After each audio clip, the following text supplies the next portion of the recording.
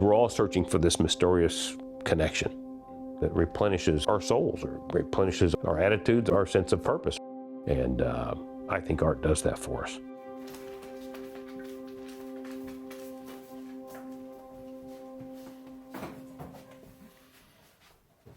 I'm from Illinois, the Midwest, a business major in college. I wasn't too keen on joining the cubicle world, so I joined the Navy. Right away, I was stationed in Japan on a frigate. We tooled around much of Southeast Asia during that time, and got introduced to a lot of things, of course, that young guys from the Midwestern, was going to be new to them. Spent a couple of years in the fleet, and then joined the SEAL teams here on the East Coast, and spent another 26 years working in and out of here. We did move to Germany, we moved to DC, we moved to Hawaii during that career.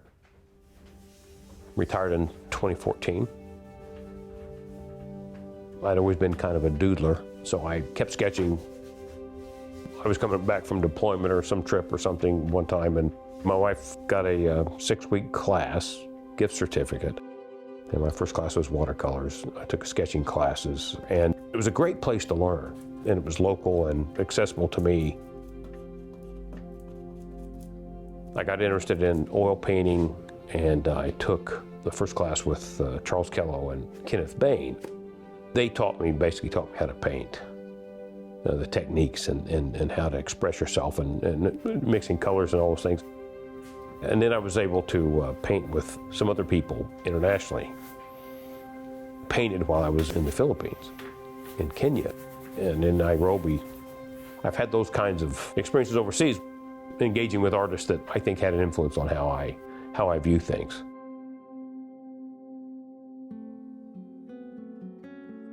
Other inspirations come from reading or from art history, that sort of thing. I read a couple books on the Bauhaus movement in Germany.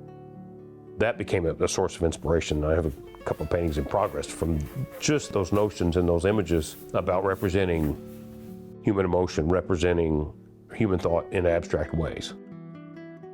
And it took me a long time to get not just acquainted with abstract or the modernist movements, but also to appreciate what they were trying to do. And so I think there is where art really becomes powerful. When you step onto something or look into something or experience something that's unexpected.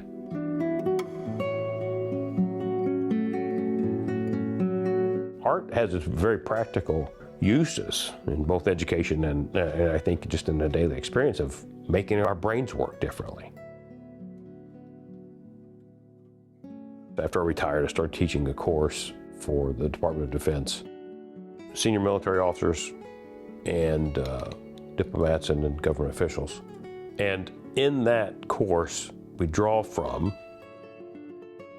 artistic experiences to kind of move us from one spot to another. When you engage something that's unexpected, your brain lights up. Your brain starts to go, I've got to search for ideas or memories or something or knowledge that allows me to deal with this.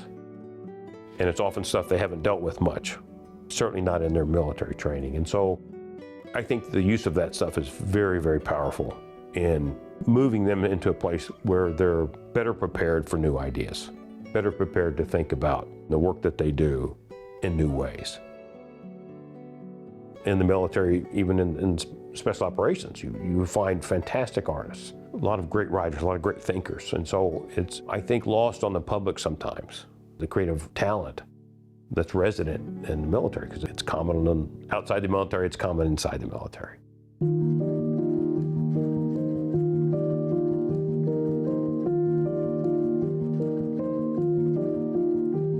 You're probably what age? Four. 3 or 4. Yeah. My earliest memory of her painting with me was jumping right into easel, canvas, oil paint. I definitely take on like his realism and getting details right and proportions and that kind of stuff in my art. But I think my passion for it really started in high school, and that's when I realized, hey, I kind of have some skills and talent in art, and also the connection that I had with my dad, like painting when I was growing up with him. And that just really, I think, made it a lot stronger. My dad taught me, well, probably when I was in middle school, how to make origami cranes. And that kind of inspired me to make one of my art pieces in high school. I was deployed in Southeast Asia. We'd gone to Korea. And then in Busan, I went to a furniture store to buy a futon, and there was a group of 7 or 8 South Koreans. All they were doing was folding cranes. And they were handing me squares of paper, and were pretty insistent about me sitting and learn how to fold a crane. And so I walked out of there with a nice futon and ability to fold cranes. Folding the cranes was especially satisfying for me because as a family, almost all of us can do it, and certainly the kids have appreciated, I think, learning to do it. And Kate's been probably the most active over time of folding cranes. If I'm sitting in my dorm or in my room, I'll just kind of bored, want a little activity to do, I'll just fold some birds and just kind of have them laying around or give them as presents to people.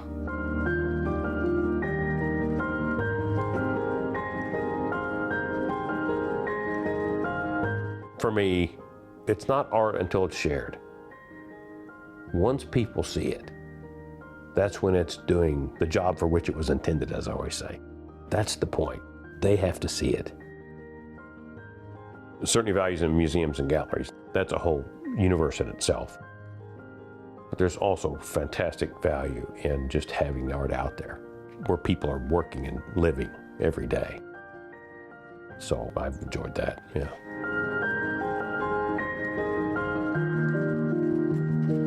There's this idea that we feel this incredible urge to connect and to belong somewhere. And I think that plays out in very positive ways and sometimes in very negative ways in society. This painting here of wild geese, and then the painting over at Taste called We the People, directly inspired by this poem by Mary Oliver called Wild Geese. You do not have to be good. You do not have to walk on your knees for 100 miles through the desert repenting. You only have to let the soft animal of your body love what it loves. Tell me about despair, yours, and I'll tell you mine. Meanwhile, the world goes on. Meanwhile, the sun and the clear pebbles of the rain are moving across the landscapes, over the prairies and the deep trees, the mountains and the rivers. Meanwhile, the wild geese high in the clean blue air are heading home again. Whoever you are, no matter how lonely, the world offers itself to your imagination, calls to you like the wild geese, harsh and exciting, over and over announcing your place in the family of things. These paintings were around this idea of community and this idea of belonging and our desire to connect with each other. And I think that's not only a healthy thing for us to recognize that that's important, but it's something we should work toward, because that's a very satisfying and a very fulfilling thing for us to do. And I think a very healthy thing for us to do is to pursue that notion of connection, of belonging and community.